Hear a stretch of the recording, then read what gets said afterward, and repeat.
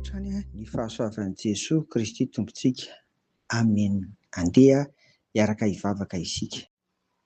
Ry Tompo Ray any an-danitra, misaotra anao hatrany izay amin'izao maraimbo avao menao anay izao ary miaraka amin'ny teninao ihany koa izay sakafo ny fanahinay mahavelona ny fiainanay iray manontolo. Misaotra Tompo fa fitiavanao anay izany. Amin'ny anaran'i Jesosy. Amen. Ry havako dia faly miarahaba anareo hatrany ao anatin'izao herinandro ny fanahy masina izao. Anio alarobia fanahy masina dia ny fiasiana toko faefatra, andininy voalohany ka hatramin'ny faefatra indray no hitarafantsika androa hevitra hoe miaso ao mino ny fanahy masina. Eto ry havana ny apôstôly Paoly dia mitaona mpino mba handeha mendrika ny fiantsoana azy. Izany no hitantsika eo amin'ny andininy voalohany. Ary dia toy izany fa zava-dehibe ny maha-kristianina mpanara-dian'i Jesosy.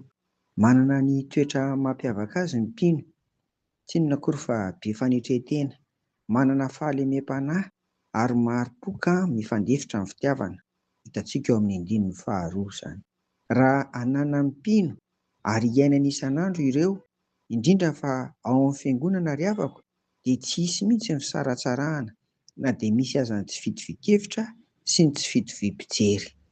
Rehefa natao batisa amin'ny anaran'ny Ray sy ny Zanaka ary ny fanahy masina ny mpino, dia ao aminy ny fanahy masina.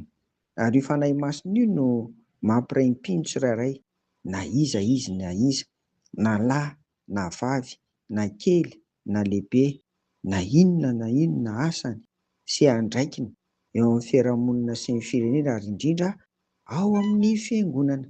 Mitovy avokoa ny vita batisa rehetra. Noho izany dia mampiray mpino ka mampandresy ny fisaratsarahana ny asan'ny fanahy masina. Izany no hitantsika eo amin'ny andininy faefatra.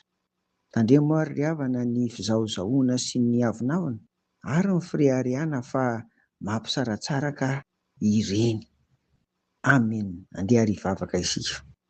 Fanahy masina, avy ianao hiasa aty anatin'ny tsirairay mba handrava izay rehetra mampisaratsaraka. Fanahy masina, omeo anay tsirairay avy ny toetra feno fanetretena, fahalemem-panahy, fahari-po ary mifandefitra amin'ny fitiavana araka ny teninao eto. Amin'ny anaran'i Jesosy. Amen. Ho aminareo fiadanan'i Jesosy ry havako. Amen.